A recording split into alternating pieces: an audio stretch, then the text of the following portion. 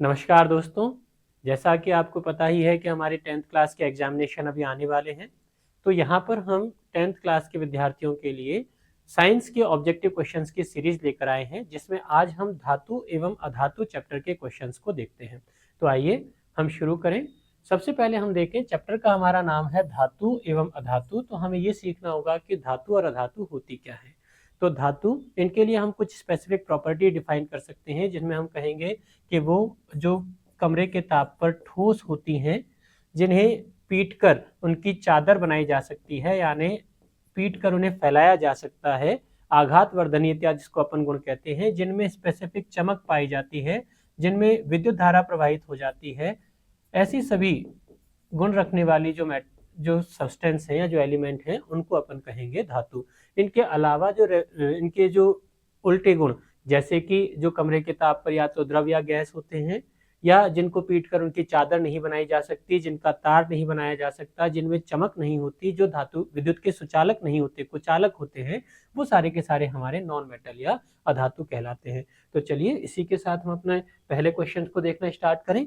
तो सबसे पहला हमारा क्वेश्चन है, प्रकृति में मुक्त अवस्था में पाई जाने वाली धातु का नाम क्या है। तो हम चेक करें। सबसे पहला इसमें हमसे पूछा गया है धातु या मेटल, और दूसरा जो प्रकृति में मुक्त अवस्था में पाई जाए। अब जितनी भी हम मेटल को देखते हैं, जनरली हम जानते हैं कि मेटल जो होती हैं, वायुमंडल में ऑक्सीजन या अन्य जो गैसें उपस्थित होती हैं, जैसा कि हम जानते हैं वायुमंडल में नाइट्रोजन और ऑक्सीजन दोनों गैसें सबसे अधिक मात्रा में पाई जाती हैं, जहां नाइट्रोजन लगभग 78% और ऑक्सीजन लगभग 21% होती है।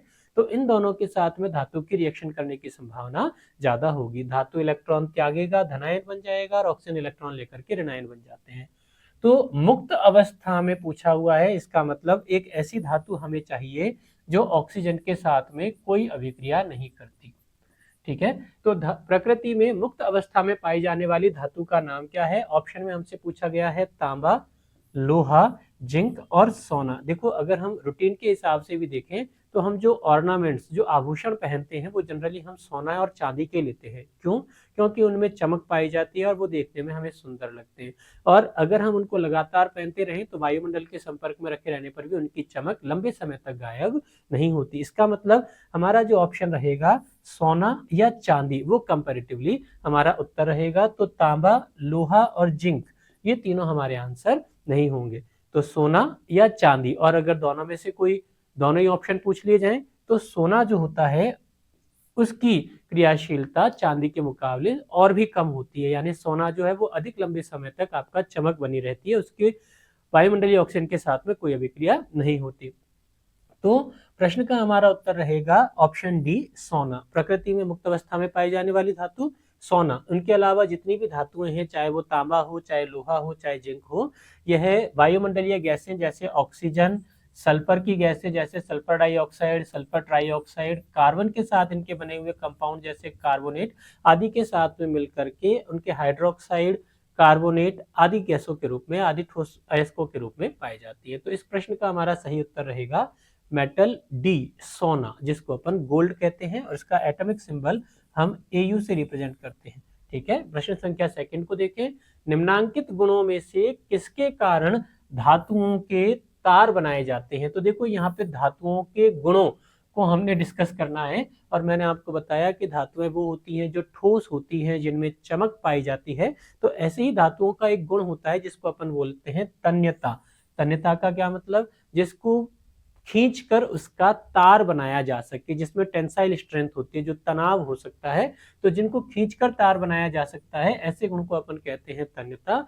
और इसी गुण के कारण धातुओं के तार हम बना सकते हैं। कठोरता, यानी जो अपनी शेप नहीं बदलती है, तो सभी धातुएं जनरली सॉलिड होती हैं पारा को छोड़ करके, तो ये कठोर होंगी। आघात वर्धनीयता, यानी चोट देने पर या हथौड़े से पीटने पर हम इनको फैलाकर इनकी चादरें बना सकते हैं, तो आघात वर्धनीयता उस गुण को अपन कहेंगे। तो आघात वर्धनीयता यानी पीटकर चादर बनाई जा सकती है। कठोरता यानी जो सॉलिड शेप की होती हैं, और ऊष्मीय चालकता यानी ताप और विद्युत के सुचालक होते हैं। जैसा कि हम तवे पर रोटी सेक लेते हैं तो हम गैस के संपर्क में तवा रखते हैं, तवा लोहे का बना हुआ, तवा गर्म होगा तो उसके ऊपर जब अपन रोटी बेल कर डाल देंगे तो रोटी हमारी सिक जाती है, यानी रोटी में वो जो ऊष्मा का ट्रांसफर हो रहा है वो तवे से हो जाता है। ठीक है, तो यहाँ पर हमें कौन सी प्रॉपर्टी लेनी है? तार बनाने की प्रॉपर्टी लेनी है, इसलिए हमारा करेक्ट ऑप्शन हो जाएगा तन्यता। बाकी की ये तीनों प्रॉपर्टी भी धातुओं के गुण हैं, लेकिन इस गुण के कारण धातुओं के तार नहीं बना सकते। तार बनाने का मतलब हम जो सोने और चांदी के आभूषण बना लेते हैं या लंबे वायर बना लेते हैं, वो सारे के सारे तन्यता गुण के कारण होते हैं। ऑप्शन ए यहाँ पर हमारा करेक्ट रहेगा। नेक्स्ट क्वेश्चन देखें, अयस्क में अशुद्धि के रूप में पदार्थ कहलाते हैं। अब पहली बात तो हमें ये सीखना होगा कि अयस्क क्या होते हैं। तो देखो, जितनी भी हमारी धातुएं होती हैं, जो मेटल्स हैं, ये भारी होती हैं, हैवी होती हैं, ठीक है, इनका वेट बहुत ज्यादा होता है, और जब ये वायुमंडल या ऑक्सीजन के साथ में रिएक्शन करती हैं तो ये बन जाएंगी धात्विक ऑक्साइड, ठीक है। तो जब ऑक्सीजन के साथ में रिएक्शन करेंगी तो इनका वजन और बढ़ जाएगा, और इनका वजन और बढ़ जाने के कारण ये जो हमारी अर्थ है, उस अर्थ का जो क्रस्ट पार्ट होता है, जो इसका नीचे वाला हिस्सा है, उसमें से हम ये पाई जाती हैं, और हम इनको क्या करते हैं, खोद कर निकालते हैं, ठीक है। तो जो खोद कर निकाले जाएं उन्हें अपन कह देते हैं खनिज। जो खोद कर खानों से निकाले जाते हैं उन्हें अपन क्या कहेंगे, खनिज। और ये खनिज में से भी जिस खनिज से धातु को प्राप्त करना सस्ता हो, कम पैसे में हो जाए, आसान हो, जिसके लिए ज्यादा प्रोसेस नहीं करना पड़े, और जो कम कीमत में, कम लागत में हो जाए, और जिससे धातु की प्राप्ति अधिकतम हो, अधिकतम प्राप्ति हो, प्रतिशत अधिकतम में धातु प्राप्त हो जाए, धातु के ऐसे खनिज को हम क्या कह देते हैं, अयस्क कह देते हैं। अब अयस्कों को जब हम जमीन से खोद कर निकालेंगे तो इसमें बहुत सारी गंदगी होगी, मिट्टी भी होगी, या और भी अन्य धातुओं के ऑक्साइड, कार्बोनेट वगैरह पाए जाएंगे। तो धातु में पाई जाने वाली, धातुओं के अयस्क में पाई जाने वाली इस अशुद्धि को अपन क्या कहेंगे, इस अशुद्धि को हम कहते हैं अधात्री या गैंग, ठीक है। तो खनिज क्या, वो जो खदानों से खोद कर निकाला जाता है उसको खनिज कहते हैं, जो धातु का एक कंपोनेंट, या हम कहें धातु का एक यौगिक हो सकता है। धातुमल क्या, कि जब हम खनिजों को प्रोसेस करते हैं, या जब हम इन अयस्कों को प्रोसेस करते हैं, तो उनकी सिलिका यानी चूने के साथ में, रेत के साथ में अपन क्रिया करवाते हैं, तो सिलिकेट्स के रूप में जो निकल जाते हैं वो अधात्री या धातुमल कहलाते हैं। वो धातुमल कहलाते हैं। और अधात्री या गैंग हमारे क्या होंगे, जो धातुओं को प्रोसेस करने से, या खनिजों को जब अपन निकालते हैं तो उसके साथ में जो मिट्टी या कुछ और अपशिष्ट निकलते हैं उसको अपन अधात्री कहेंगे। तो यहाँ पे हमारा करेक्ट ऑप्शन हो जाएगा ऑप्शन नंबर सी, अधात्री। प्रश्न संख्या 4 की तरफ देखें, कमरे के ताप पर द्रव अवस्था में रहने वाली धातुएं कौन सी है। तो सबसे पहला हमने कहा कि धातुएं जो होती हैं वो ठोस होती है, इसलिए यहाँ पर हमें याद रखना होगा कि इन्होंने हमसे कमरे के ताप पर पूछा है। कमरे का ताप जो हम टेम्परेचर T बराबर 25 डिग्री सेल्सियस या 298, अगर हम केल्विन के माने पर पढ़ें तो इसको अपन 298 केल्विन कहेंगे। तो इस कमरे के ताप पर द्रव अवस्था में पाई जाने वाली एकमात्र धातु है जिसको अपन थर्मोमीटर में भी काम में लेते हैं टेम्परेचर पढ़ने के लिए, बॉडी टेम्परेचर पढ़ने के लिए, वो कौन सी रहेगी, पारा। अगर इसका अपन एटॉमिक सिंबल देखें तो कैपिटल H और स्मॉल g के रूप में अपन इसको प्रदर्शित करते हैं। तो कमरे के ताप पर द्रव अवस्था में रहने वाली इकलौती धातु कौन सी है, पारा। इसके अलावा जितनी भी धातुएं हैं, चाहे वो सोडियम हो, लिथियम हो, कैल्शियम हो, गोल्ड हो, सिल्वर हो, सारी की सारी ठोस अवस्था में हमारी पाई जाती है। नेक्स्ट प्रश्न संख्या 5 को देखें कि कमरे के ताप पर द्रव अवस्था में रहने वाली अधातु है। देखो ध्यान दें प्रश्न को, तो पहली बार में हमसे पूछा गया था कमरे के ताप पर ही, यानी टेम्परेचर फिर से हमारा वही रहेगा 25 डिग्री सेल्सियस या 298 केल्विन, और द्रव अवस्था ही पूछा है, यानी ठोस अवस्था को नहीं पूछा। लेकिन अब की बार प्रश्न में हमसे क्या पूछा गया है, अधातु यानी नॉन मेटल के लिए पूछा गया है। तो मेटल के लिए अगर प्रश्न पूछता, अगर यहाँ पर अधातु की जगह धातु पूछता, तब तो हम यहाँ पर कह देते पारा, और ये हमारा करेक्ट ऑप्शन हो जाता। लेकिन यहाँ पर हमसे पूछा गया है नॉन मेटल या अधातु के लिए पूछा गया है, और हम जानते हैं कि भाई पारा जो है वो धातु होती है, इसलिए ये हमारा करेक्ट ऑप्शन नहीं होगा। तो करेक्ट ऑप्शन फिर से चेक करें, ऑप्शन बी कॉपर, ये भी हमारी मेटल है, इसलिए ये भी हमारा करेक्ट ऑप्शन नहीं होगा। एल्यूमिनियम, एल्यूमिनियम भी क्या होता है, धातु होती है, ये भी हमारा करेक्ट ऑप्शन नहीं होगा। तो कमरे के ताप पर जो द्रव अवस्था में पाई जाने वाली अधातु है उसको अपन कहेंगे ब्रोमीन, जो कमरे के ताप पर द्रव अवस्था में पाई जाती है। और अगर अपन इसका सिंबल रिप्रेजेंट करें तो इसका एटॉमिक सिंबल हो जाता है कैपिटल बी और स्मॉल आर, ठीक है। कहाँ, आवर्त सारणी की अगर अपन बात करें तो ये आधुनिक आवर्त सारणी में 17वें वर्ग में पाई जाती है। किसके साथ, फ्लोरीन, क्लोरीन, ब्रोमीन और आयोडीन। इस परिवार को अपन कहते हैं हैलोजन फैमिली या हैलोजन परिवार, ठीक है। यहाँ इस हैलोजन परिवार के बारे में एक सदस्य और जिसके बारे में हमें खास ध्यान देना होगा वो है हमारा आयोडीन। क्या? आयोडीन। क्या ध्यान रखना होगा इस आयोडीन के लिए हमें कि आयोडीन ये जो है ये भी एक नॉन मेटल होती है, अधातु होती है। तो अधातु है तो कि सर ये ठोस नहीं होना चाहिए, लेकिन आयोडीन जो है वो कमरे के ताप पर ठोस होता है। द्रव कौन होता है? ब्रोमीन। फ्लोरीन और क्लोरीन ये दोनों गैस होती हैं, ध्यान रहे। फ्लोरीन और क्लोरीन ये दोनों क्या है? गैस हैं। ब्रोमीन ये लिक्विड होता है, जो कि हमारा प्रश्न पूछा गया है कि भाई द्रव अधातु है, तो आंसर हमने लिख दिया ब्रोमीन। और आयोडीन जो है वो कमरे के ताप पर ठोस होती है। पहली बात जो हमें यहाँ पर ध्यान रखनी होगी। दूसरी कि जैसे ठोसों में भी धातुओं में जो चमक पाई जाती है, चमक जैसे सोना, चांदी, लोहा सभी को देखें तो धातुओं की जो ऊपरी सरफेस होती है वो स्पेसिफिक चमक रखती है। तो ऐसे ही आयोडीन एकमात्र ऐसी अधातु है जिसमें भी धातुओं के समान चमकने का गुण पाया जाता है, मेटेलिक लस्टर जिसको अपन बोलते हैं। धातुओं के समान चमकने का गुण पाया जाता है, ऐसी इकलौती धातु है जिसका नाम है आयोडीन। तो यहाँ पर हमें आयोडीन के लिए भी एक क्वेश्चन एक्स्ट्रा याद रखना चाहिए। नेक्स्ट देखें, अगला प्रश्न हमारा है प्रश्न संख्या 6। पारे का अयस्क है। तो सबसे पहली बात, पारा मेटल है और अयस्क हम लोग कहेंगे कि वो जिससे धातु को प्राप्त करना आसान होता है, सुगम प्रोसेस हो जिसके लिए हमें ज्यादा मेहनत नहीं करनी पड़े, प्लस चीपर प्रोसेस होता है, सस्ता होता है, जिससे हमारी धातु की कीमत नहीं बढ़े, प्लस जिससे धातु की प्राप्ति अधिक मात्रा में हो जाए। तो ऐसा अयस्क कौन सा है जो पारे को मेन मेटल के रूप में रखता है? तो चेक करें, यहाँ पर हमें अलग अलग अयस्क के नाम दिए गए हैं। इसमें ये जो सिनेबार है जिसका फॉर्मूला अगर अपन देखें तो ये होता है HgS, मर्क्यूरी का सल्फाइड। तो इसमें मर्क्यूरी मेटल पाई जाती है, तो मुख्यतः यही सिनेबार हमारा इसका क्या हो जाएगा? अयस्क हो जाएगा। बाकी बॉक्साइट या एल्यूमिनियम का अयस्क है, हेमेटाइट अपने आयरन का अयस्क होता है। तो इसी तरीके से हम आगे पढ़ सकते हैं। ठीक है, तो हमारे प्रश्न का उत्तर क्या रहेगा? सिनेबार या मर्क्यूरिक सल्फाइड। नेक्स्ट अगला प्रश्न देखें, प्रश्न संख्या 7 हमारा है जस्ता का अयस्क है। जस्ता, सबसे पहले तो हम ये ध्यान दें, जस्ता मेटल होता है, क्या होती है? तो इसका कॉमन नाम जो चलता है वो होगा जिंक। एटॉमिक सिंबल अगर अपन रिप्रेजेंट करें तो कैपिटल Z और स्मॉल n हम रिप्रेजेंट करेंगे। ध्यान रखने वाली बात कि जितने भी एलिमेंट होते हैं उनका जब अपन नोटेशन देंगे तो नोटेशन का पहला लेटर हमेशा कैपिटल होगा। अगर एक ही लेटर है जैसे हाइड्रोजन तो ये हमेशा कैपिटल लिखा जाएगा, लेकिन अगर दो लेटर हैं जैसे लिथियम तो कैपिटल L और उसके साथ में स्मॉल i रिप्रेजेंट करना है।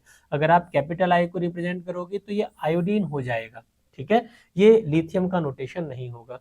तो ये अलग एलिमेंट है, ये अलग एलिमेंट है, लेकिन कैपिटल के साथ में दूसरा लेटर अगर स्मॉल है तो ये पूरा एक एलिमेंट को रिप्रेजेंट करेगा। तो जिंक, जिसको अपन जस्ता भी कहते हैं, यहाँ पर हमसे उसका अयस्क पूछा गया है। तो देखो नाम में ही लिखा हुआ है सिनेबार, अभी हमने कहा इसका मर्क्यूरी का अयस्क होता है जिसको अपन बोलते हैं HgS, मर्क्यूरी या पारे का अयस्क है। जिंक ब्लेंड, यह जिंक का सल्फाइड होता है ZnS, तो यह किसका अयस्क हो जाएगा? जिंक का अयस्क हो जाएगा। प्रश्न संख्या 7 इसका करेक्ट ऑप्शन हमारा हो जाएगा option number B, zinc blende किसका अयस्क है? जिंक का अयस्क हो जाएगा। ठीक है, नेक्स्ट सोडियम क्लोराइड तो आपको पता ही है, साधारण नमक या खाने का नमक जो होता है हमारा होगा, इसमें हमारा हो जाएगा NaCl, और ऐसे ही आपका बॉक्साइट ये एल्यूमिनियम का अयस्क हो जाता है। ठीक है, अगला क्वेश्चन देखें, एल्यूमिनियम। देखिए सवाल ही आ गया, एल्यूमिनियम अगर अपन इसको एटॉमिक सिंबल दें तो एटॉमिक सिंबल क्या?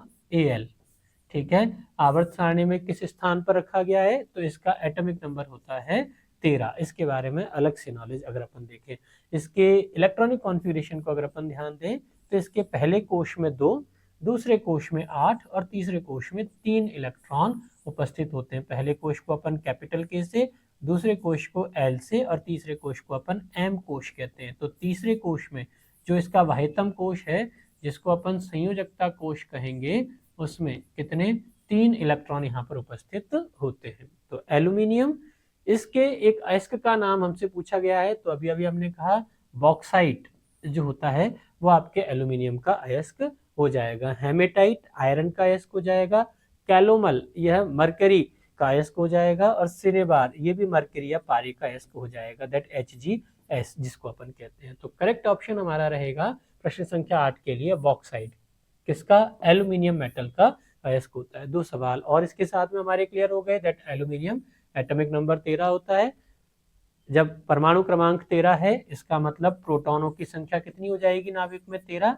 अगर एल्यूमिनियम जो कि उदासीन है, जैसा कि हम जानते हैं सारे एलिमेंट इनिशियल उदासीन होते हैं, तो इसमें जितने प्रोटॉन उपस्थित हैं उतने ही इसमें इलेक्ट्रॉन भी पाए जाएंगे। तो इलेक्ट्रॉनों की संख्या भी कितनी हो गई, 13। अगर इलेक्ट्रॉनों के भरने का क्रम पूछे तो पहले कोश के कोश में 2 इलेक्ट्रॉन, दूसरे कोश एल कोश में 8 इलेक्ट्रॉन और तीसरे एम कोश में 3 इलेक्ट्रॉन होते हैं। कितने इलेक्ट्रॉन भरे जा सकते हैं तीसरे एम कोश में, कि 8 तक इलेक्ट्रॉन हम यहाँ पर भर सकते हैं।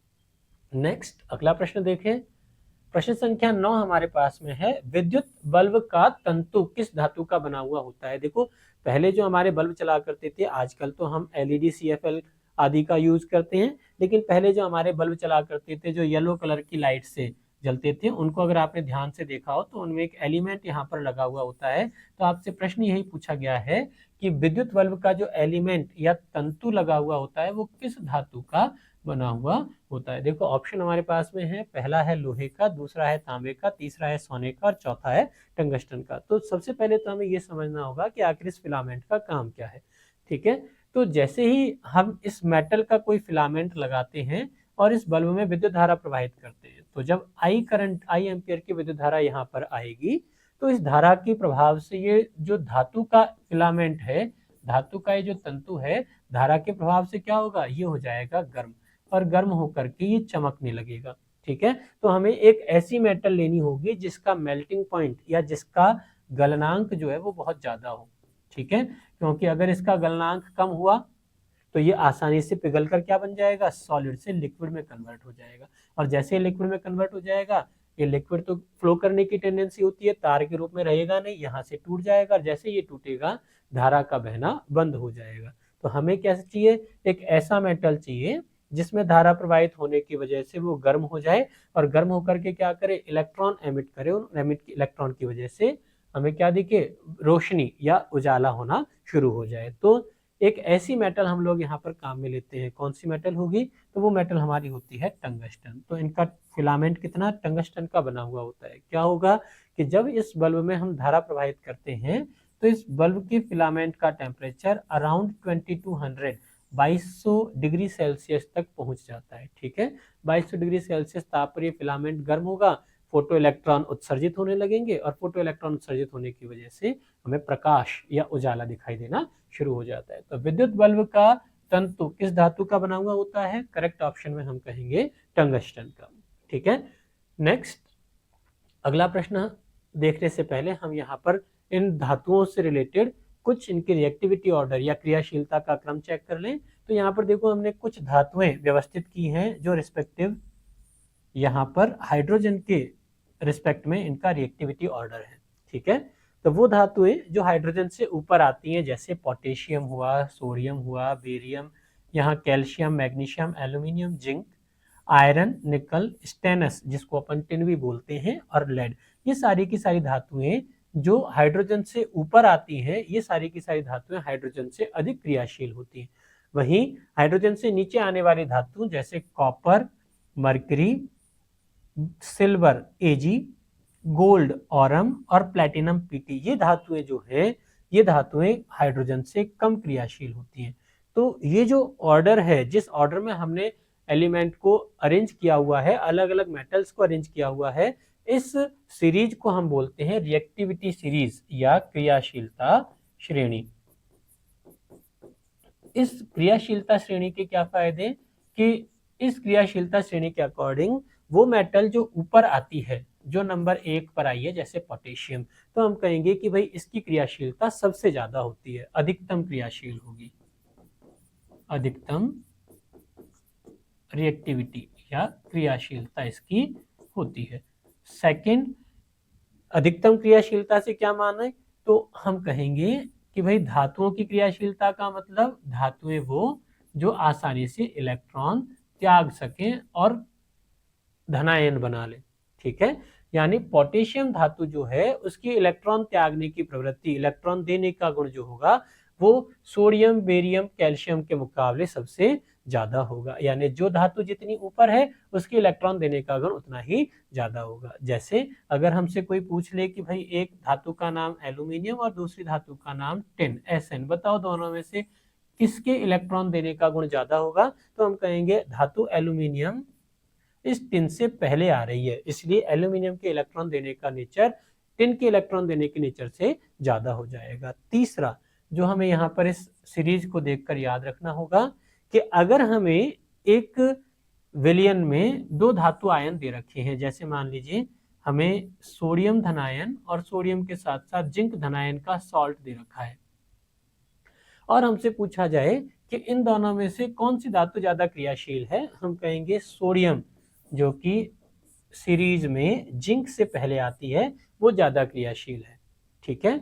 और दूसरा कि सोडियम जो होगा वो जिंक को उसके लवण के विलयन में से प्रतिस्थापित भी कर देगा, यानी प्रतिस्थापन अभिक्रिया भी हो जाएगी। प्रतिस्थापन अभिक्रिया कब होगी, जब अधिक क्रियाशील धातु कम क्रियाशील धातु को हटा देगी, रिप्लेस कर देगी। जितनी भी ऊपर वाली धातुएं हैं वो अधिक क्रियाशील हैं और जो नीचे वाली धातुएं हैं वो कम क्रियाशील हैं। तो अधिक क्रियाशील धातु कम क्रियाशील धातुओं को उनकी लवण के विलयन में से हटा देती है। यानी अगर आपको एक सॉल्ट दे रखा है जिसमें अपन कहें सोडियम और जिंक का क्लोराइड है, ठीक है, तो जिंक का क्लोराइड यानी कि ये आपको एक लवण दिया हुआ है और ये आपको धातु दे रखी है, तो चेक करें सोडियम जो है वो अधिक क्रियाशील है और इसके मुकाबले जिंक जो है वो कम क्रियाशील है। तो क्या होगा, सोडियम धातु जिंक के लवण में से जिंक को घटा देगी, यानी यहाँ बन जाएगा NaCl और साथ में हमें जिंक धातु प्राप्त हो जाएगी। इस अभिक्रिया को अपन बोलते हैं प्रतिस्थापन अभिक्रिया। लेकिन यही अगर हम सोडियम का लवण ले लें, सोडियम क्लोराइड, और साथ में जिंक धातु ले लें, तो जिंक की क्रियाशीलता कम है, इसलिए जिंक सोडियम क्लोराइड में से सोडियम को विस्थापित नहीं कर पाएगा। तो कौन सी धातु किस धातु के लवण को प्रतिस्थापित करेगी, कैसी प्रतिस्थापन अभिक्रिया होगी या नहीं होगी, ये भी हम किसके आधार पर, इस रिएक्टिविटी सीरीज के आधार पर डिफाइन कर सकते हैं। तो तीन बातें हमें इस रिएक्टिविटी सीरीज में सीखनी होंगी। नंबर 1, कौन सी धातु ज्यादा क्रियाशील है, किस धातु के इलेक्ट्रॉन त्यागने का गुण ज्यादा है, और कौन सी धातु दूसरी धातु को उसके लवण के विलयन में से प्रतिस्थापित कर सकती है। ये तीनों बातें हमें यहाँ पर इस रिएक्टिविटी सीरीज के आधार पर याद रखनी होगी। नेक्स्ट अगला क्वेश्चन देखें, तो प्रश्न संख्या 10 हमारे पास में है, निम्न में से कौन सी धातु सबसे अधिक क्रियाशील है। अब अधिक क्रियाशील का मतलब हम कहेंगे धातुओं के लिए क्रियाशीलता, यानी धातुओं के इलेक्ट्रॉन देने का गुण। कौन सी धातु सबसे ज्यादा क्रियाशील होगी, वो धातु ज्यादा क्रियाशील होगी जो रिएक्टिविटी ऑर्डर में पहले आती है। तो यहाँ देखें कॉपर, मरकरी, Ag और Au, ये तो सभी चारों धातुएं जो है वो हाइड्रोजन के नीचे आएंगी। इनमें सबसे पहला हो जाएगा आपके कॉपर, फिर हो जाएगा Hg, फिर आपके आएगा Ag और सबसे नीचे आएगा Au, और इसके भी नीचे था प्लेटिनम, जैसा कि हमने पहले वाली स्लाइड में देखा था। तो क्या कहेंगे, देखो अब हाइड्रोजन तो हमारे नॉन मेटल है, जो ऑप्शन दिए गए हैं उस बेस्ट पॉसिबल ऑप्शन में हमने क्या कहेंगे, जो मेटल ऊपर आती है वो ज्यादा क्रियाशील होती है। तो यहाँ Hg, Ag और Au के मुकाबले कॉपर मेटल जो है उसकी क्रियाशीलता सबसे ज्यादा हो जाएगी। तो करेक्ट ऑप्शन हमारे पास में रहेगा ऑप्शन नंबर A, ठीक है, कॉपर या इसको अपन तांबा भी कहते हैं, ठीक है।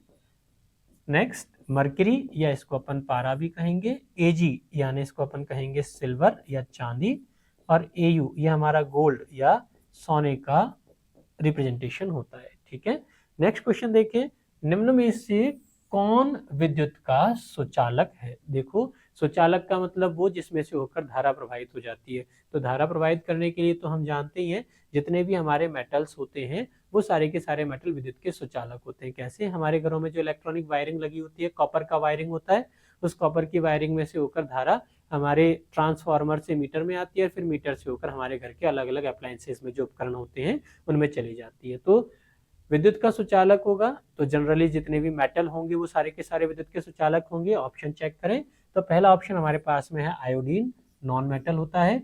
दूसरा ऑप्शन है ग्रेफाइट, यह कार्बन का एक अपर रूप है। क्या है ये, कार्बन का अपर रूप है, एलोट्रॉप जिसको अपन बोलते हैं, किसका, कार्बन का। क्लोरीन ये एक नॉन मेटल होती है, और सल्फर ये S से अपन इसको रिप्रेजेंट करेंगे। तो इन सभी में अगर अपन ध्यान दें तो कार्बन के देखो हम लोगों ने पढ़ा है 3 अपर रूप होते हैं। पहला डायमंड या इसको अपन बोलते हैं हीरा,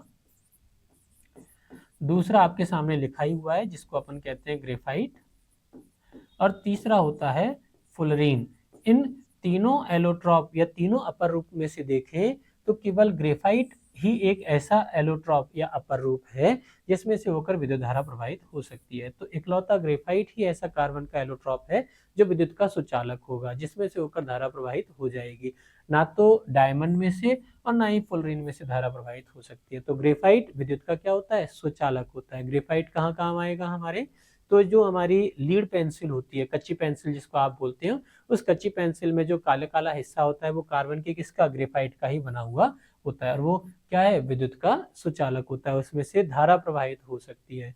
ठीक है, तो इस प्रश्न का सही उत्तर यहाँ पर देखो, आपको कोई भी मेटल नहीं दिया हुआ, सारे के सारे नॉन मेटल हैं, और इन नॉन मेटल के लिए आपसे पूछा गया है कि विद्युत का सुचालक कौन होगा। तो ध्यान रहे, नॉन मेटल में भी कार्बन का एक अपर रूप होता है जिसको अपन कहते हैं ग्रेफाइट, वो विद्युत का आपके सुचालक हो जाएगा। ठीक है, नेक्स्ट अगला प्रश्न देखें, अधिकतर धातुओं के ऑक्साइड क्या होते हैं। तो देखो, सबसे पहला काम तो हम कहें धातु, और इन धातुओं को जब वायुमंडलीय ऑक्सीजन के साथ में रिएक्शन होगी तो ये धातु वायुमंडलीय ऑक्सीजन के साथ में रिएक्शन करके रिस्पेक्टिव ऑक्साइड बना लेती है, चाहे वो MO हो, चाहे वो MO2 प्रकार का हो या M2O प्रकार का हो, तो MOX प्रकार के ऑक्साइड बना लेती है। तो धातुओं के केस में हमें ये याद रखना है कि जितनी भी धातुएं हैं उनके जो ऑक्साइड होंगे वो सारे के सारे क्षारीय प्रकृति के होते हैं। ठीक है, जनरली आपको याद रखना है कि जितनी भी धातुएं हैं उनके जो ऑक्साइड हैं वो क्षारीय प्रकृति के होते हैं। लेकिन अगर आपको कभी कोई नॉन मेटल या अधातु दे दी जाए तो इन अधातुओं के जो ऑक्साइड होते हैं वो कैसे, अम्लीय प्रकृति के हो जाते हैं। अम्लीय और क्षारीय का मतलब वो जो जलीय विलयन में डालने पर OH- आयन दें, हाइड्रोक्साइड आयन मुक्त करें, उसको अपन बोलते हैं क्षार, और जो H+ आयन देते हैं उन्हें अपन कहेंगे अम्ल। तो क्षारीय यानी OH- आयन दे देंगे और अम्लीय यानी H+ आयन दे देंगे। तो धातुओं के ऑक्साइड जो होते हैं वो कैसे होंगे, क्षारीय प्रकृति के होते हैं। और उदासीन, उदासीन का मतलब वो जो ना तो अम्ल होते हैं और ना ही क्षारीय प्रकृति के ऑक्साइड होते हैं। तो प्रश्न में हमसे क्या पूछा हुआ है, धातुओं के ऑक्साइड के लिए पूछा गया है। तो धातुओं के ऑक्साइड के लिए हम क्या कहेंगे कि क्षारीय प्रकृति के होते हैं या अल्कलाइन नेचर इनका होता है। अगर यही प्रश्न अधातुओं के लिए पूछा जाता, जैसे कार्बन डाइऑक्साइड, कार्बन अधातु है और इसका जो ऑक्सीजन के साथ में बन जाएगा वो होगा CO2, और CO2 कैसा होता है, अम्लीय प्रकृति का होता है। कहाँ देखा हमने, कैसा एग्जाम्पल, तो जितनी भी हमारी कोल्ड ड्रिंक्स की बोतल होती हैं जिनको पीने पर हमारे पेट की एसिडिटी बढ़ाने का काम करते हैं, कोल्ड ड्रिंक की बोतल चाहे पेप्सी हो, थम्सअप हो, वो सभी में घुली हुई ऑक्सीजन, पानी में घुली हुई ऑक्सीजन होती है। तो ये पानी में घुला हुआ H2O और CO2 मिलकर के बन जाते हैं कार्बोनिक अम्ल H2CO3, और जैसे ही H2CO3 कार्बोनिक अम्ल बनेगा, कैसा, अम्लीय नेचर इसका हो जाता है। ठीक है, तो प्रश्न हमारा, अधिकतर धातुओं के ऑक्साइड क्या होते हैं, तो ये धातुओं के ऑक्साइड जो होंगे वो क्षारीय प्रवृत्ति के हो जाएंगे। तो नेक्स्ट देखिए, निम्नांकित में से कौन सी धातु सबसे अधिक क्रियाशील है। तो अधिक क्रियाशीलता वाला हमसे प्रश्न पूछा गया है, तो हम कहेंगे कि क्रियाशीलता के लिए हम रिएक्टिविटी ऑर्डर या क्रियाशीलता श्रेणी जो हमारी है उसको चेक करें। ऑप्शन में हमारे पास में है एल्यूमिनियम, सोडियम, कैल्शियम और मैग्नीशियम। तो देखिए, रिएक्टिविटी ऑर्डर में हमने देखा था कि सबसे पहले हमारे पास में है पोटेशियम, पोटेशियम के बाद में हमारे पास में आएगा कैल्शियम, और कैल्शियम के बाद में हमारे पास में आता है सोडियम। तो देखिए, यहाँ पर पोटेशियम हमारे ऑप्शन में दिया हुआ नहीं है, लेकिन कैल्शियम हमारे ऑप्शन में दिया हुआ है, तो कैल्शियम हमारे इस प्रश्न के लिए करेक्ट ऑप्शन हो जाएगा। तो ये सारे रिएक्टिविटी या क्रियाशीलता से संबंधित जितने भी प्रश्न होंगे वो सारे के सारे प्रश्न हमारे उस क्रियाशीलता श्रेणी वाले स्लाइड से सॉल्व हो सकते हैं, आसानी से हम उसको पकड़ सकते हैं। बस हमें क्या करना होगा कि क्रियाशीलता का सही क्रम ऊपर से नीचे की तरफ याद रखना होगा। तो प्रश्न का सही उत्तर हमारे पास हो जाएगा कैल्शियम। ठीक है, कैल्शियम एटॉमिक सिंबल क्या रहेगा, इसका एटॉमिक सिंबल होता है कैपिटल C और स्मॉल a, और इसका एटॉमिक नंबर अगर अपन लिखें तो ये हो जाएगा 20, और एटॉमिक वेट अगर देखें तो एटॉमिक वेट हमारा हो जाएगा 40। ठीक है, अगर हम इसका इलेक्ट्रॉनिक कॉन्फ़िगरेशन देखें तो फर्स्ट शेल में यानी K शेल में हमारे पास में 2 इलेक्ट्रॉन, L शेल में हमारे पास 8 इलेक्ट्रॉन, m शेल में फिर से 8 इलेक्ट्रॉन और n जो शेल है उसमें हमारे पास बाह्यतम कोश में कितने 2 इलेक्ट्रॉन यहाँ पर उपस्थित होते हैं। तो मैक्सिमम कितने कि 2 इलेक्ट्रॉन रिलीज करके यह अपना ऑक्टेट अष्टक जो है वो कंप्लीट कर लेता है। इसीलिए हम देखते हैं कि कैल्शियम +2 ऑक्सीडेशन अवस्था रिप्रेजेंट करेगा और कितनी 2 संयोजकताएं प्रदर्शित कर सकता है। ठीक है, तो प्रश्न का सही उत्तर हमारे पास में हो जाएगा option number C, calcium. Next देखें, अगला प्रश्न हमारे पास में है, निम्नांकित में से कौन सी धातु वायु में उच्च ताप पर गर्म किए जाने पर भी, नॉर्मल टेम्परेचर पे नहीं, ऐसा नहीं कि हमने धातु को ऑक्सीजन के साथ में गर्म कर दिया, जला दिया, नहीं, वायु में हाई टेम्परेचर, हम इसको और ज्यादा टेम्परेचर ले जा रहे हैं, 300, 400, 500, 1000 केल्विन, 1000 डिग्री सेल्सियस टेम्परेचर तक भी ले जाएं, तो उच्च ताप पर गर्म किए जाने पर भी ऑक्सीजन से संयोग नहीं करती। संयोग नहीं करती का मतलब यहाँ पर हम कहेंगे अभिक्रियाशीलता सबसे कम होती है। तो वो धातु हमें चेक करनी है जिसकी अभिक्रियाशीलता सबसे कम है, जिसकी रिएक्टिविटी सबसे कम होती है, वो धातु हमारे यहाँ पर उत्तर हो जाएगा। तो फिर से हम अपनी रिएक्टिविटी सीरीज को याद रखें, तो देखो चेक करें, हमारे पास में कॉपर है, Hg है और Ag है, ये तीनों ही जो है वो हाइड्रोजन से नीचे आती हैं, लेकिन हाइड्रोजन के जस्ट बाद में आता है कॉपर, कॉपर के बाद में आएगा मरकरी और मरकरी के बाद में क्या आएगा, सिल्वर। तो सबसे कम क्रियाशीलता वाली धातु कौन सी हो गई, सिल्वर या Ag जिसको अपन कहेंगे।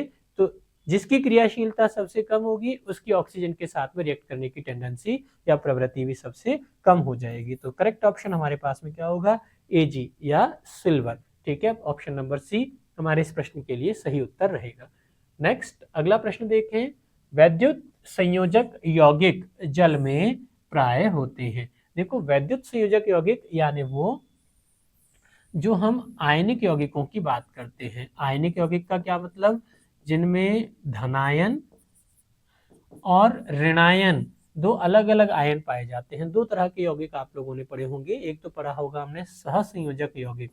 सहसंयोजक यौगिक में क्या होगा कि एक एलिमेंट ए जो है वो एलिमेंट बी के साथ में अपना इलेक्ट्रॉन साझा कर लेते हैं, और जब ये दोनों इलेक्ट्रॉन साझा करेंगे तो इस तरह से जो कंपाउंड बनेगा वो हमारा सहसंयोजक यौगिक कहलाता है।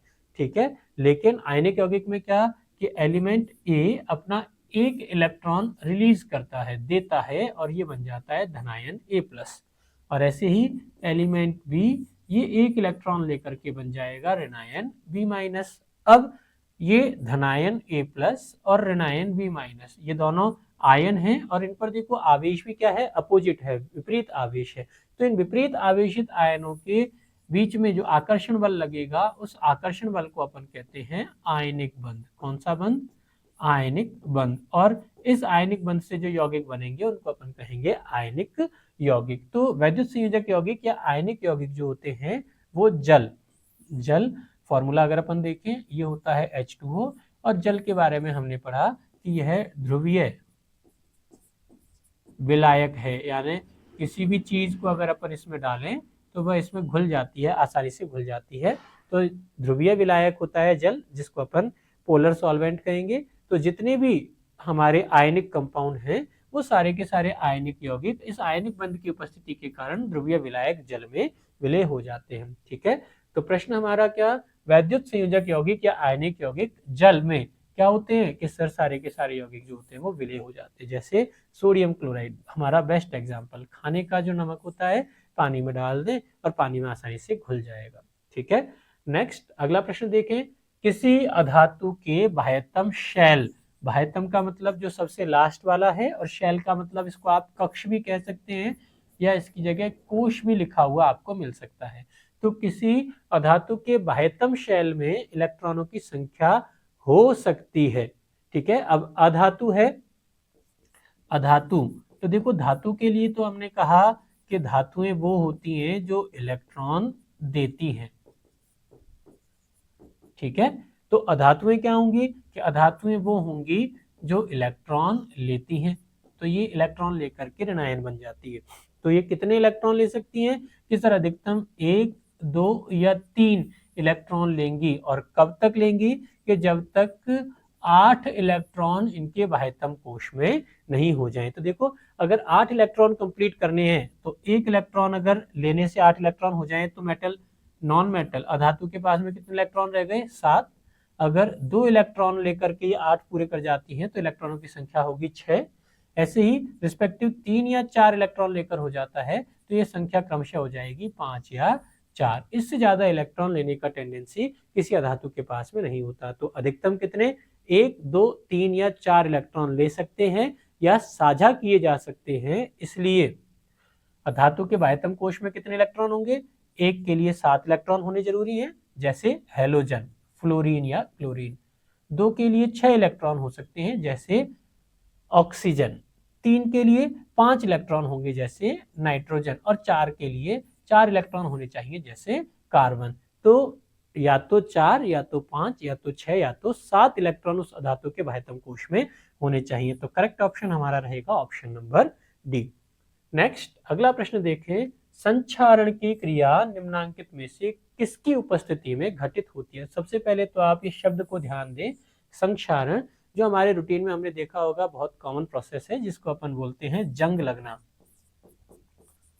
किस पर लगता है, तो एक कॉमन एग्जांपल हमारे ध्यान में आ जाएगा, हम कहेंगे आयरन या लोहा जो होता है उस पर आसानी से जंग लग जाता है। कैसे लगेगा, आयरन की जो रस्टिंग होती है, जो आयरन का जंग लगता है, हम कहते हैं कि जब इस आयरन को हम नमी यानी कि H2O की उपस्थिति में ऑक्सीजन वायुमंडल में खुला छोड़ देते हैं। और वायुमंडल में कौन कौन सी गैस हैं कि सर 2 ही गैस सबसे अधिक मात्रा में पाई जाती हैं, जिनमें एक तो है नाइट्रोजन, दूसरी है ऑक्सीजन। इसमें से भी नाइट्रोजन जो होती है वो अक्रियाशील होती है, ये क्रिया नहीं करती। तो ऑक्सीजन जो वायुमंडल में 21% उपस्थित है, अगर उसके साथ में आयरन रही है और नमी वहां पर एनवायरनमेंट में है तो आयरन का क्या होगा, धीरे धीरे उस पर जंग लग जाती है जिसको अपन क्या कहते हैं, संक्षारण। तो संक्षारण की क्रिया निम्नांकित में से किसकी उपस्थिति में घटित होती है, एक तो आपकी होनी चाहिए ह्यूमिडिटी यानी नमी, आर्द्रता वहां पर उपस्थित होनी चाहिए, और दूसरा हमारे पास में होना चाहिए एटमॉस्फेरिक ऑक्सीजन या वायुमंडलीय ऑक्सीजन। तो देखो जहां भी हम रह रहे हैं पृथ्वी में सभी जगह वायु है, तो वायु हमारे ऑक्सीजन का कंपोनेंट का काम करेगा, और जलवाष्प यानी H2O अगर हमारे पास में है तो क्या हो जाएगा कि सर नमी और जलवाष्प की उपस्थिति में संक्षारण जो होगा किसका, आयरन का हो सकता है। वायु में आपके नाइट्रोजन भी उपस्थित है, लेकिन नाइट्रोजन जो है वो संक्षारण नहीं कर सकता, वायु के साथ में हाइड्रोजन भी संक्षारण नहीं कर सकती, और अकेले ऑक्सीजन से संक्षारण होना पॉसिबल नहीं है। इसलिए बेस्ट ऑप्शन हमारे पास में रहेगा ऑप्शन नंबर सी, वायु और जलवाष्प के साथ में लोहे का संक्षारण हो सकता है। नेक्स्ट अगला प्रश्न देखें, हेमेटाइट निम्न में से कौन सी धातु का अयस्क है। तो देखो फिर से अयस्कों से रिलेटेड एक क्वेश्चन आ गया। अयस्क यानी कि वो जो जिनसे धातु को प्राप्त करना कंपैरेटिवली आसान होता है या उसकी लागत बहुत कम हो जाती है। तो हेमेटाइट किसका की है, आयरन का हमारे अयस्क होता है। तो आयरन के अयस्क को अपन कहेंगे हेमेटाइट, एल्यूमिनियम जिसके अयस्क को हमने नाम दिया था बॉक्साइट। ठीक है, अगला प्रश्न देखें, सिनेबार निम्नांकित में से कौन सी धातु का अयस्क है। तो सिनेबार हम कहेंगे फॉर्मूला अगर देखें तो इसका हो जाता है HgS। तो कौन सी धातु दिख रही है, मरक्यूरी या पारा यहाँ पर हमें दिख रहा है, तो ये किस धातु का, मरकरी का अयस्क हो जाएगा। ऑप्शन नंबर डी हमारे इसके लिए बेस्ट पॉसिबल ऑप्शन हो जाएगा। नेक्स्ट, धातु जो सिर्फ अम्लराज में घुलती है। तो सबसे पहले तो हम ध्यान दें अम्लराज क्या होता है। देखो अम्लराज बेसिकली 2 तरह के अम्लों का मिक्सचर होता है। कौन कौन से, जिसमें एक अम्ल तो हमारा है HCl और दूसरा अम्ल है हमारा HNO3। ठीक है, HCl और HNO3 जो कि सांद्र कॉन्सेंट्रेट HCl और कॉन्सेंट्रेट HNO3 अगर हैं, जिनको अपन 3:1 में मिला देते हैं तो जो मिक्सचर तैयार होता है इसको अपन बोलते हैं अम्लराज या एक्वारेजिया के नाम से भी इसको अपन जानते हैं। ठीक है, और ये जो सोल्यूशन है, ये सोल्यूशन किसी भी मेटल को डिसॉल्व कर सकता है, आसानी से घुल जाता है। तो अगर प्रश्न होता धातु जो अम्लराज में घुलती है तो हम कहेंगे कि सारी की सारी धातुएं अम्लराज में घुलती है, लेकिन इन्होंने प्रश्न में क्या दिया है, सिर्फ अम्लराज में घुलती है, अम्लराज के अलावा और किसी कंपोनेंट में या और किसी सॉल्वेंट में इसका डिसॉल्व होना पॉसिबल नहीं है। तो क्या कहेंगे कि एक ऐसी मेटल जो रिएक्टिविटी सीरीज में सबसे नीचे आती है, जिसकी क्रियाशीलता सबसे कम होती है, केवल वही मेटल है जो अम्ल, जिसको घोलने के लिए हमें अम्लराज को काम में लेना पड़ेगा। उसके अलावा जितने भी मेटल हैं वो उनके अलावा के सॉल्वेंट में भी डिजोल्व हो जाएंगे। तो यहाँ चेक करें, देखो आयरन, एल्यूमिनियम और कॉपर, ये सारी की सारी जो मेटल्स हैं वो गोल्ड से रिएक्टिविटी सीरीज में ऊपर की तरफ आती हैं। तो सबसे नीचे कौन आएगा हमारा, गोल्ड, Au। तो गोल्ड जो है वो किस में डिजोल्व हो जाता है, अम्लराज में घुल जाता है। ठीक है, तो वो धातु जो सिर्फ अम्लराज में घुलती है, कौन सी, गोल्ड। इसीलिए हम क्या कहेंगे, सोना सबसे कम क्रियाशील है। और सोने की कम क्रियाशीलता और सोने की अच्छी चमक होने की वजह से ही उसका उपयोग किसके लिए, ऑर्नामेंट्स के लिए हम लोग आसानी से कर लेते हैं। चलिए नेक्स्ट देखें, प्रश्न संख्या 21, निम्नांकित में से किस धातु का विस्थापन उसके लवण के विलयन से लोहा द्वारा होता है। ध्यान दें, सबसे पहला तो धातु का विस्थापन होना चाहिए, और विस्थापन के लिए हमें क्या याद रखना होगा, क्रियाशीलता वाली श्रेणी हमें यहाँ पर याद होना जरूरी है। ठीक है, तो लोहा द्वारा हो जाना चाहिए, यानी लोहा तो हमने यहाँ पर लिया और इस धातु का हमने कोई लवण ले लिया। तो विस्थापन की शर्त क्या, कि लोहे की क्रियाशीलता इस धातु से अधिक होना चाहिए। अगर हम अभिक्रियाशीलता की बात करें तो धातु M और लोहे में से किसकी क्रियाशीलता ज्यादा होनी चाहिए, तो हम कहेंगे लोहे की क्रियाशीलता धातु M से अधिक होनी चाहिए। ठीक है, और जिसकी क्रियाशीलता ज्यादा होगी वो श्रेणी में ऊपर आता है, श्रेणी में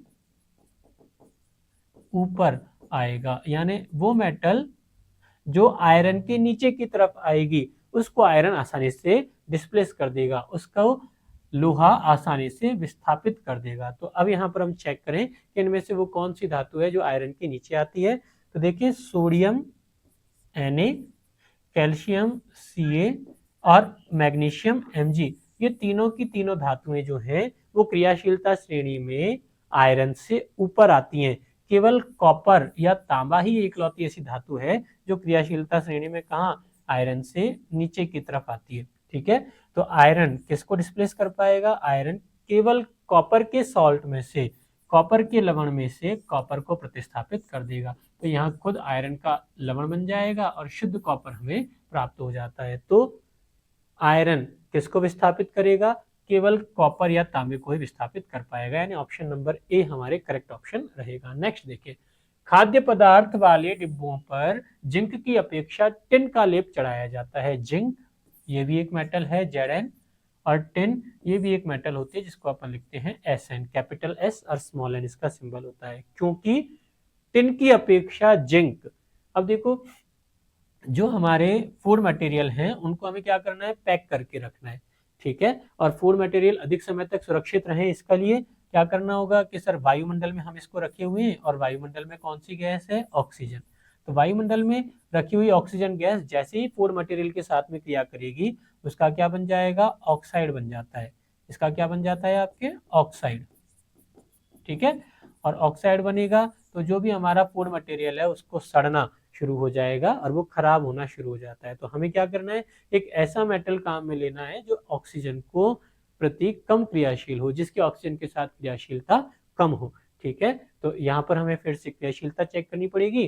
तो हम क्या कहेंगे, क्योंकि टिन की अपेक्षा किसको देखना है, जिंक को देखना है। टिन की अपेक्षा जिंक अधिक क्रियाशील है, इस वजह से हम जिंक को कोटिंग नहीं करते हैं। तो टिन की अपेक्षा जिंक की क्रियाशीलता अधिक है, और इसकी क्रियाशीलता अधिक होने की वजह से हम क्या कहेंगे, हम खाद्य पदार्थों को जिंक के डिब्बों में नहीं रखते हैं। किसके डिब्बों में रखा जाएगा, टिन की कोटिंग उस पर करके रखेंगे। ठीक है, तो करेक्ट ऑप्शन हमारा रहेगा ऑप्शन नंबर डी।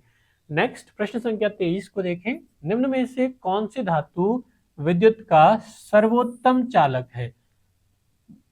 यहाँ चालक की अगर बात करें, चालकता गुण की, तो जो हमारी सिल्वर, गोल्ड, ये जो सिल्वर धातु है, ये सिल्वर धातु विद्युत की अधिकतम चालकता प्रदर्शित करती है। यानी अगर अपन सिल्वर का वायर बनाकर उसमें धारा प्रवाहित करें तो सिल्वर के वायर में धारा बहने की गुण कॉपर, एल्यूमिनियम, आयरन या अदर मेटल के मुकाबले कहीं ज्यादा होता है। तो कौन सी धातु विद्युत की सर्वोत्तम चालक है, तो चालकता का गुण सबसे ज्यादा सिल्वर या Ag में पाया जाता है। नेक्स्ट अगला प्रश्न देखें, निम्न में से कौन सी धातु सबसे अधिक क्रियाशील है। आपको फिर से क्रियाशीलता श्रेणी वाला प्रश्न यहाँ पर पूछ लिया गया, हमें दिया गया है जिंक, Ag, कॉपर और Au।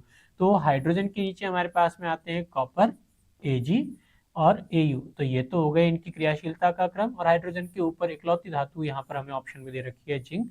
तो इन चार में से 1 2 3 4, इन चारों में से सबसे ज्यादा क्रियाशील आपकी हो जाएगी जिंक, उससे कम क्रियाशील हो जाएगा कॉपर, उससे कम क्रियाशील होगा सिल्वर, और सबसे कम क्रियाशील हो जाएगा गोल्ड या ऑरम। तो सबसे ज्यादा क्रियाशील, अधिकतम क्रियाशीलता हमसे पूछा है, इस वजह से हम कहेंगे करेक्ट ऑप्शन होगा हमारे पास में ऑप्शन नंबर ए जिंक। ठीक है, नेक्स्ट प्रश्न संख्या 25 को हम देखें। निम्न में से कौन सी धातु जल के साथ काफी तेजी से अभिक्रिया करके विस्फोटक आवाज उत्पन्न करती है? देखें फिर से वही क्रियाशीलता श्रेणी का सवाल। तो हमें चेक करना होगा कि भाई कौन सी धातु जो है वो अधिकतम क्रियाशील होती है। तो चेक करें, यहाँ पर सोडियम धातु जो है वो सबसे ज्यादा क्रियाशील होती है, क्योंकि क्रियाशीलता में हमने देखा कि पोटेशियम, पोटेशियम के बाद कैल्शियम, और कैल्शियम के बाद सोडियम धातु जो हमारे तीसरे नंबर पे आ रही है।